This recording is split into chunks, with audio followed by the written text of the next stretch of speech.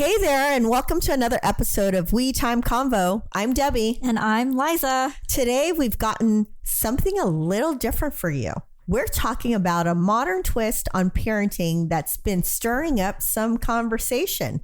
Roommate parenting. Yep, this concept is all about parents living under the same roof with their kids, but with minimal daily involvement. Think more like roommates than traditional parenting. So what does that really mean for our kids? And is it a good thing or bad thing? Well, we're going to dive into all of that, exploring the pros and cons, and maybe even challenge some of the parenting norms you might be used to. So one pro is modern parenting can be incredibly demanding, and some parents may feel emotionally and physically drained from being constantly involved in their children's lives. That is such a fair statement. And in my mind, though, isn't that just part of being a parent? Yeah, that's a given as being a parent. But, you know, we had that episode about regretful parents. And I feel like a lot of parents are just kind of like, I didn't sign up for this. I didn't think it was going to be this way. I'm just here to keep them alive, to feed them, so the bare minimum as a parent, right? So what they said here is that roommate parenting allows parents to preserve their mental well-being, giving them more personal time and freedom, which can result in better emotional health and in turn, a healthier family dynamic. My first reaction is to say, I disagree, because you can believe that, but there is an effect. In my personal opinion, there's an effect of being like that to your child. Like what your relationship you're creating with your child, how your child is taking it. I don't know. I guess when I grew up, I just accepted the fact because I seen it in my parents. You sacrifice. And that is just the part of life of being a parent, is you have to sacrifice. And your sacrifice is based because you're a parent and you have people that depend on you, and these little people that depend on you. And that's just your role. And so the moment you can accept it and realize like, yep, it is, then you just move on. Right. I do know a lot of Gen Zs who even they will quickly say, I don't want to have kids. But I've heard somebody also say like, you know what, I'm not believing them until they turn 30. When you turn 30, then you've lived life, and then you've kind of come to hopefully you're in a different stage in your life. Right. As I grew up, I always thought I'll have a kid. Mm-hmm. Actually, I thought I'd have more than one kid. I'm glad I only have one. Yeah. Because it is a lot of work. Yeah. Right. Well, I agree with you on that one as well. Being a parent that has 3 kids, didn't plan any of them. Same thing. I was like, okay, this is my life now. This is my job, whether I want to be a mom or not. So I'm just going to do my best. Do my best. Do my best, meaning I'm not going to like neglect my child. I'm not going to like potty train them because I don't want to. But yeah, I agree with you 100%. And if you feel like you can't be that parent that can't provide that, there's other options, right? Yeah. There's other options. Absolutely. Adoption. There's adoption. But the sad thing is they don't, So there are parents out there that just do the bare minimum, provide housing, Well, I guess the question is, does that put that on the teachers though?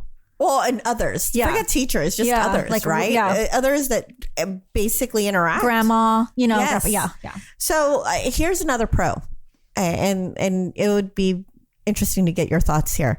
Less pressure on children to conform to parental expectations. So, for example, some argue that children benefit from the freedom to think for themselves without constantly being told what to do by their parents. Their setup may reduce pressure on children to meet specific academic or behavioral standards that may not align with their individual interest or abilities. So I agree with this one, only because I know a lot. I work at a high school. Mm-hmm. And the high school that I work at, we deal with so many students that have tiger parents. Yes. But that's extreme. It is extreme, but it does happen a lot. It does happen. But do you go from one extreme to another extreme though? What do you mean? Like for the modern parent where you're kind of like, hey, you let them kind of be more decisive of like what they want to do, and you don't really set up expectations. Well, I think there has to be a balance. There has to be a balance. I think as a parent, you could say, look, these are what my expectations of you. I would like for you to do this because X, Y, and Z. Yep. And then the your child can take from it and do what they will, right? Like, I think as a parent, you can steer them in a specific direction, but not force them to do it. Yes. And that's what I have done with my kids. But I have constantly like told my kids, like, I would like for you to do well. I would like for you to go to college. This is my dream for you. But do what makes you happy. But here, I'll play devil's advocate, right? I would say a lot of kids who excel, right? And who are not like, they're like world class, like they're in the Olympics or they're going pro. I'm just thinking of like, there's a lot of pressure. A lot of that pressure comes from the parents because they see something in their child where it's a gift and they don't want that gift to go away. And maybe some of these children feel exactly like this is overwhelming, but without that push from that parent, then would they ever reach the pinnacle or the height of their gift? I think as a parent in that situation, you can see the potential in them and you can only push so much, because I feel like once you push at a certain point and that pressure is there, that's when mental illness comes into play. That's when anxiety, and competition. And it's rare, but there are some kids. Like there's this one student, true crime. She kills her parents and she lied to them for years saying that she was in college, but she really wasn't. Like she had this job that she didn't have. She was just off with her boyfriend and the pressure was just too much and she just killed them. So it's like, or, kids that are like suicidal because they can't meet their parents' expectations and they feel like they're not good enough. So I do see that. I do see, potential. Like if you see the potential and you see the gift in your own kids, and you can only push so much. Yeah. That's just, I think I'm so like scared of like mental instability and like teenagers and like pushing them and like expectations and everything, that I'm just kind of like, okay, I can push you to a certain extent. I can support you as much as I can, right? Like lessons, do this and that. The moment that I see that you're breaking or that it's breaking your spirit and you just don't love it anymore, like let's just do something else, right? So it's a lot for sure. So another pro, more flexibility and adaptability. Roommate parenting offers a more flexible family structure for families where traditional roles don't fit. Example is single parents, parents with conflicting work schedules, or non-traditional family setup. This model could help maintain stability without the rigid structure of a traditional parenting role. So, for example, families with working parents or those with non-traditional family roles may find it easier to balance their commitments with this approach, especially if the parents take turns in terms of household tasks. You and I both been single parents at one point. Yes. So do you agree with that? I do feel like, I think it depends. For me, I see this as age appropriate. I feel like even when I was a single parent, I think there was a reliance on Vanessa always had some guidance, right? Whether if I was there or my parents were there or my sister was there, she wasn't really left on her own, I guess is my point, right? Even though I might be doing something else, I always made a point that she wasn't feeling like she was by herself. But I do feel, on the other hand, right, I do feel sometimes the kids of her generation that are a little soft. And what I mean soft is that they don't know necessarily how to be independent, because again, going back to when you and I were growing up, I think there was a lot of things that we had to just learn and be on our own. Yeah. I would say, it's speaking of Vanessa, she knows how to do it, but she definitely prefers, there is a crux for her. But now I'm trying to wean her off that crux as now she's getting older, if that makes sense. Yeah. But I think that when we were younger, like I remember like at a very early age, I would have to walk to school and walk home. In raising her at that age, we always made sure somebody picked her up. Like I just couldn't trust enough that she could do it by herself. Yeah. Does that give you? No. Yeah. Totally. Yeah. So, I mean, as somebody that's co-parenting as well, like me and David have different parenting styles. I'm more of like, let them figure it out on themselves, or, they won't learn how to do it unless they just do it themselves. But David like literally will serve. Okay. Ava's like, mind you, 17. David makes her dinner. Like when he's with her, makes her dinner and serves her. She'll sit on the couch and be like, I'm thirsty. He'll come. I'm like, bro, like she's 17 years old. She's going to go to college, probably away. Yeah. But then when I tell her like dinner's ready, come get a plate, she'll get it. But I'm the bad person. Oh, like, oh, mom's so lazy, So I mean, I don't know if I just said a pro or a con, but we just have two different, as somebody that's co-parenting, and then going back as someone that was, raised with full-time working parents, that I hardly saw because, my parents worked multiple jobs and everything like that. I don't know if that's like, I had to adapt to it. Mm-hmm. And I guess it made me very independent. But at the same time, I think about it now and I'm like, it's probably why I have a lot of abandonment issues and a lot of issues. But at the same time, I'm like, I learned how to, I took care of my siblings and all that. So, I mean, so we just went through the pros, let's go through the cons. Yes. Arguments against roommate parenting. Okay.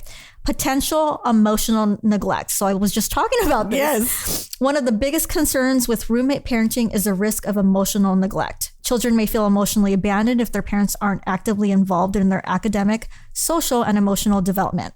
Parents who only engage during certain activities like meals or TV time might miss important moments in their children's lives.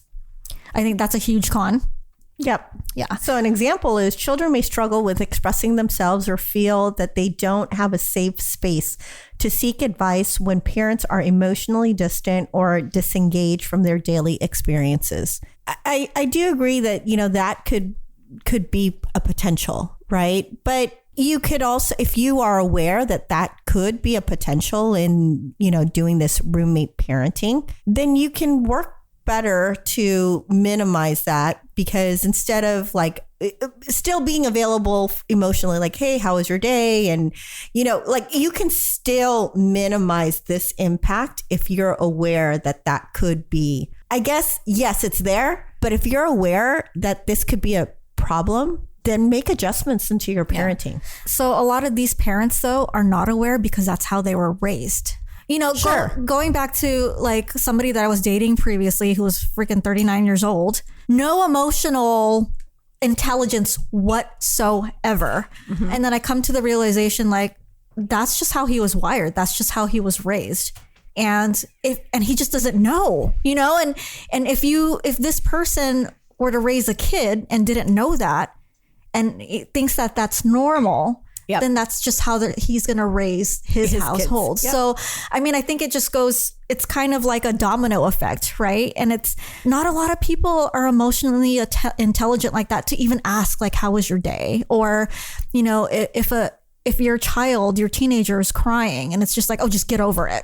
Yeah. Like suck it up. It's just, I guess, as a parent, the way that you're raised and that's all you know. And that's what you're going to bring into your household unless you realize or go to therapy and you realize like the way that I was raised wasn't healthy. Or you could listen to our podcast and learn from it. Yes. Say, hey, maybe am I emotionally intelligent? Yeah. And maybe that triggers something, right? Because I understand where you're coming from, but we have so much information that comes in many different forms, right? You have to, I don't know, I guess be open to getting information and then digesting it and seeing, is that something that I should look into or make adjustments on, right? And in a lot of ways, break a cycle that might not be serving you and your child. But yeah, no, I mean, that is challenging. Yeah. And I can tell you now, as some, I'm in my 40s, and you take that with you.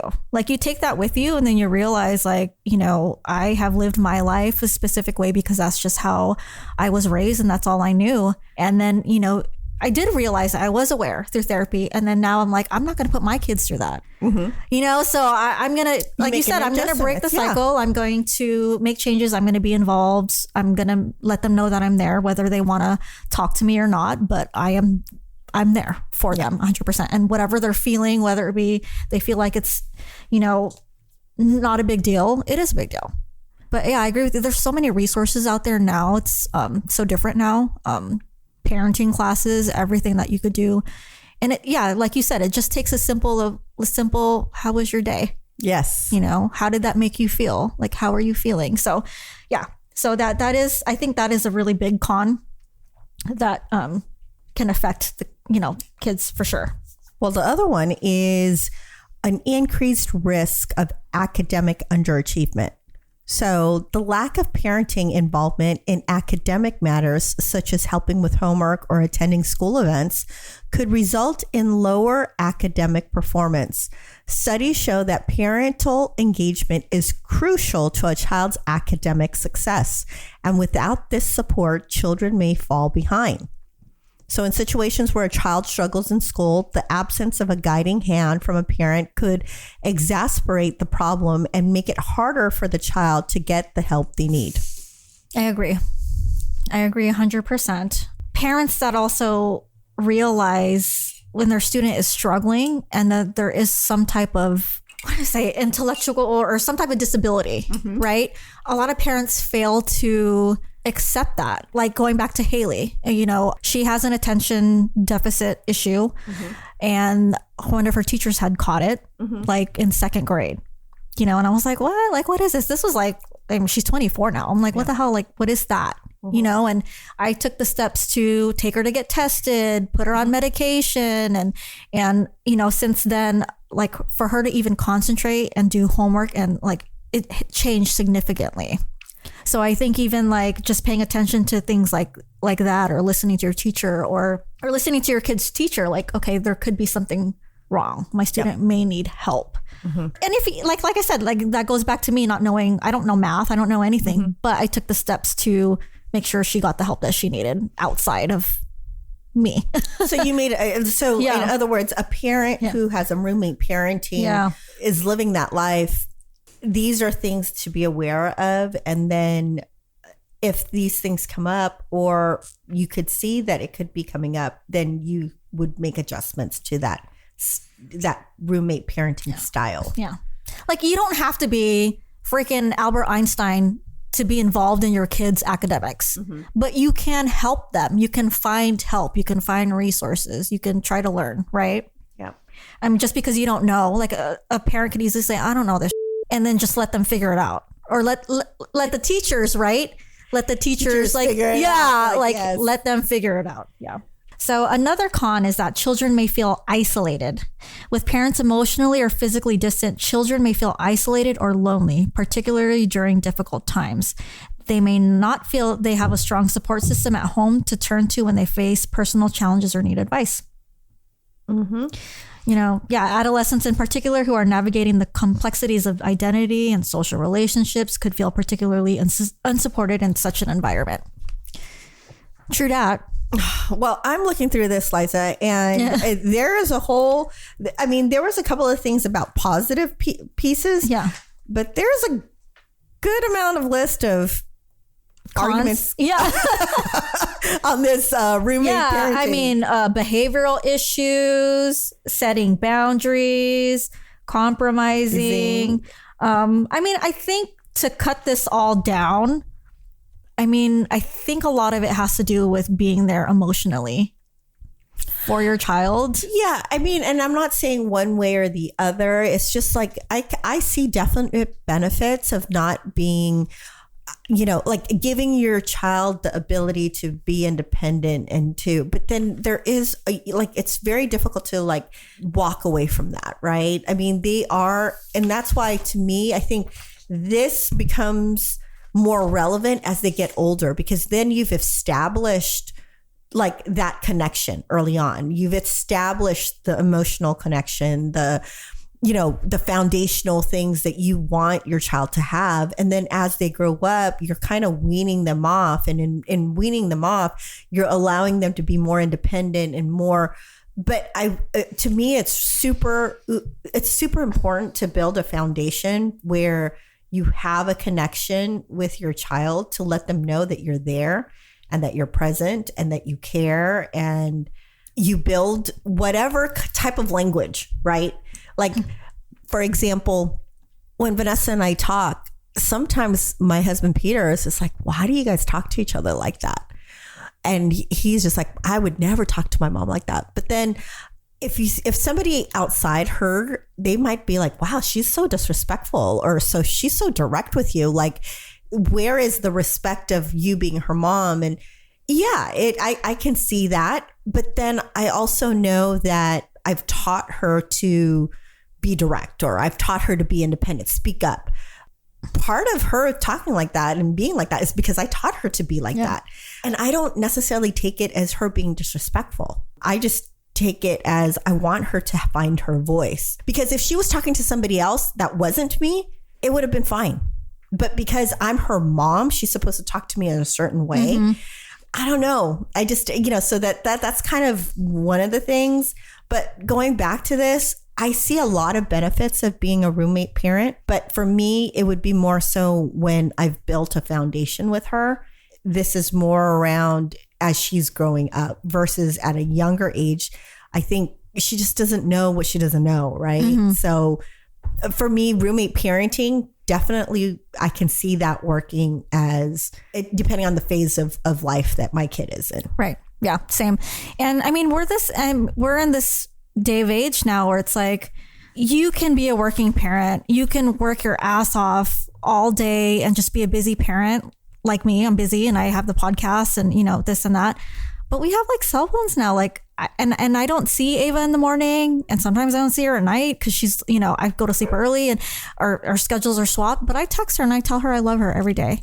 So, and I didn't have that. We didn't have phones growing up. My parents wouldn't dare not tell me that they love me, or like, I think that's just a cultural thing. I agree. That's just an Asian thing. But like, I love that I have this tool where I could just let Ava know, like, I love you. I'm here for you. Well, I chuckle because on my way here, I actually jumped on my phone. And by the way, I kissed Vanessa bye and I told her I was coming to my recording.